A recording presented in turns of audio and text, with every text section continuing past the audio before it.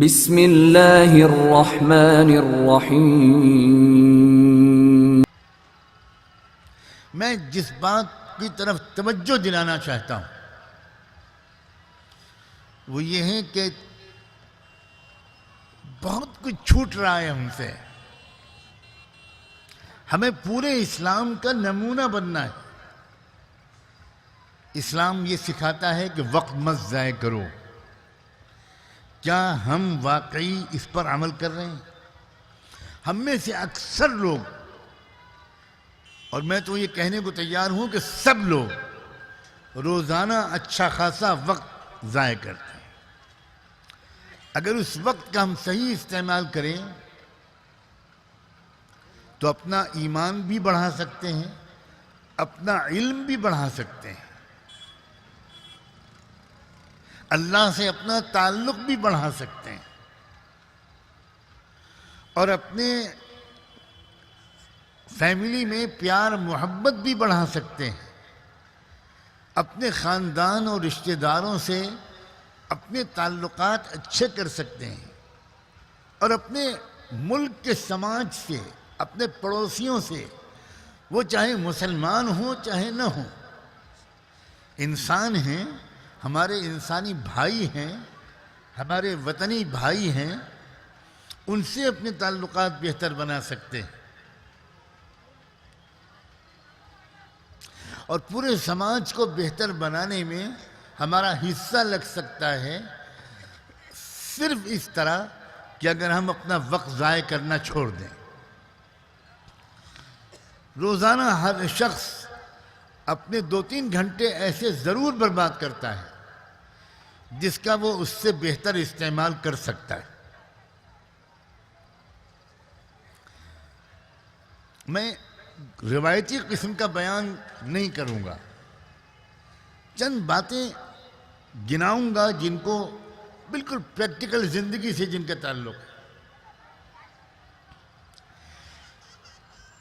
آج کل کے نئے دور میں گھنٹوں ضائع کرتے ہیں ہم میں سے اکثر لوگ موبائل اور واٹس ایپ میں۔ اتنا دل تاریک ہوتا ہے اور اتنا ہم ترقی سے اپنے کو محروم کرتے ہیں اس کی وجہ سے۔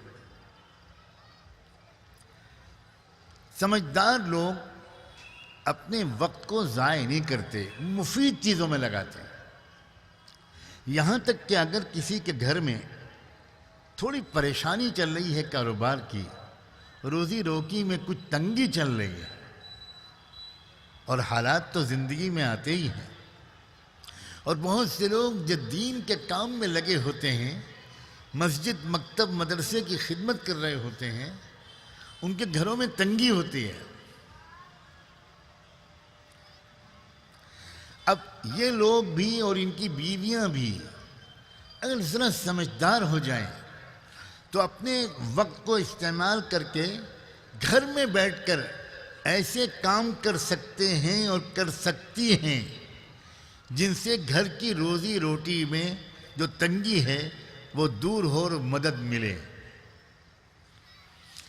مفید کاموں میں مشغول رہنا یہ خود بہت سمجھداری کی بات ہے۔ ہر وقت نفلیں پڑھتے رہنا اور ذکر کرتے رہنا یہ میں نہیں کہہ رہا ہوں۔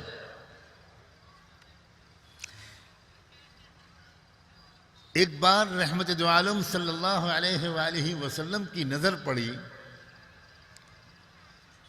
حضرت عائشہ رضی اللہ تعالی عنہا کی بہن تھی حضرت اسماء۔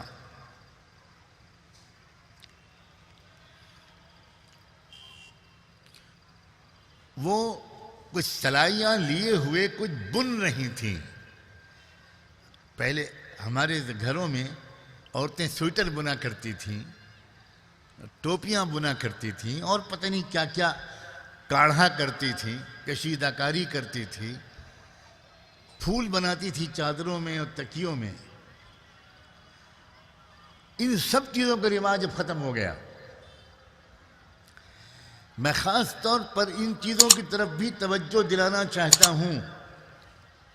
جب ہماری عورتیں اور ہمارے گھروں کی بچیاں تکیے غلاف پر پھول کاٹتی تھی، چادروں پر پھول بناتی تھی، سویٹر بنتی تھی، تو یہ ہزاروں گناہوں سے محفوظ رہتی تھی، اور خدمت کا جذبہ ان کے اندر پیدا ہوتا تھا۔ کبھی ابا کے لیے سویٹر بنا رہی ہیں، کبھی چچا کے لیے بنا رہی ہیں، کبھی خالو کے لیے، کبھی ماموں کے لیے، کبھی پھپھا کے لیے، کبھی امی کے لیے۔ ایک مزاج بنتا تھا لڑکی کا، ایک مزاج بنتا تھا بیٹی کا، ایک مزاج بنتا تھا بیوی اور بہو کا، کہ ہمیں تو اپنے گھر کے خاندان کے سب لوگوں کے کام آنا ہے۔ تو حضور اکرم صلی اللہ علیہ وسلم کی نظر پڑی حضرت اسماء پر، وہ کچھ بن رہی تھی۔ تو جانتے ہو کہ حضور نے کیا فرمایا؟ وہ نہ تعلیم کر رہی تھی، نہ ذکر کر رہی تھی، نہ مراقبہ کر رہی تھی، نہ نفلیں پڑھ رہی تھی، وہ سویٹر بن رہی تھی یا کچھ بن رہی تھی۔ تو حضور نے پوچھا کیا کر رہی ہو اسماء؟ تو اسماء نے جواب دیا کہ میں فلاں کے لیے یہ بن رہی ہوں۔ اپنے والد ماجد ابو بکر کے لیے کہا، اپنی والدہ کے لیے کہا، یا کس کے لیے کہا؟ تو جانتے ہیں حضور نے کیا فرمایا؟ حضور نے فرمایا جتنا خوش اللہ تعالیٰ کسی مجاہد کے ہاتھ میں تلوار دیکھ کر ہوتا ہے، اتنا ہی خوش تم بچیوں اور عورتوں کے ہاتھوں میں یہ بننے والی سوئی اور سلائیاں دیکھ کر ہوتا ہے۔ اب یہ تربیت ہے، ہمارے گھروں سے نکل گیا یہ رواج، سب کچھ بازار سے خریدنا ہے، گھر میں کام ہی نہیں کرنا۔ اس کے اتنے منحوس نتیجے نکل رہے ہیں کہ جو لڑکی 12، 13، 14، 15 سال کی عمر میں وہ کچھ گھر میں کام کرنے کی عادت نہیں ہوگی جس کی، وہ کل کو جا کر سسرال میں وہ مصیبت بنے گی۔ وہ یہ کہے گی کہ میں اکیلی رہوں گی، میں نہیں رہوں گی آپ کے باپ اور ماں کے ساتھ، میں ساس سسر کی خدمت نہیں کروں گی، مجھے اکیلا رکھیے۔ اس لیے کہ اکیلے رہنے میں کام کم کرنا پڑے گا، کوئی بڑا نگراں بھی نہیں ہوگا، روک ٹوک کرنے والا، اور یہاں سے جھگڑے شروع ہوں گے۔ شوہر کہے گا کہ بھئی میں بوڑھے ماں باپ کو چھوڑ کر نہیں جا سکتا، لڑکی کہے گی کہ نہیں جا سکتے تو مجھے چھوڑ دیجئے، میں جا رہی ہوں میں کہ، اور تماشا شروع ہو جائے۔ کہاں سے شروع ہوا تماشا؟ تماشا وہاں سے شروع ہوا کہ آپ نے ناسمجھی کا ثبوت دیا، ماں نے ناسمجھی کا ثبوت دیا، اور اپنی بچی کو شروع سے خدمت کے کام میں مشغول رہنے کا محبت کے ساتھ عادی نہیں بنایا۔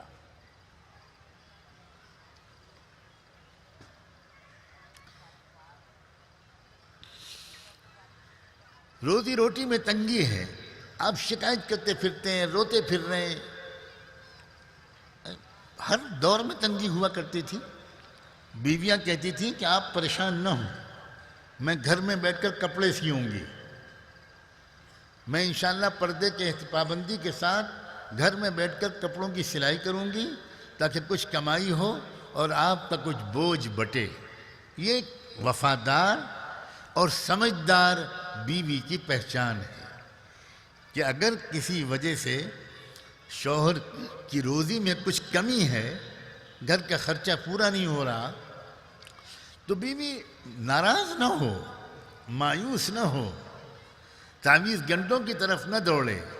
بیوی اپنے شوہر سے یہ کہے کہ آپ پریشان نہ ہوئیے، میں گھر کا کام بھی کروں گی اور انشاءاللہ کچھ کپڑے سی کر یا ایسا ہی کوئی کام گھر پہ بیٹھ کے کر کے میں آپ کا ساتھ دوں گی، میں پاپڑ بناؤں گی، میں یہ بناؤں گی اور وہ بناؤں گی، میں گھر میں اچار بناؤں گی، اس کو مارکیٹ میں پھیلا دیجئے، چند دکانوں پر رکھ دیجئے گا، انشاءاللہ کچھ آمدنی ہوگی اور کام آگے بڑھے گا، پریشان نہ ہوئیے۔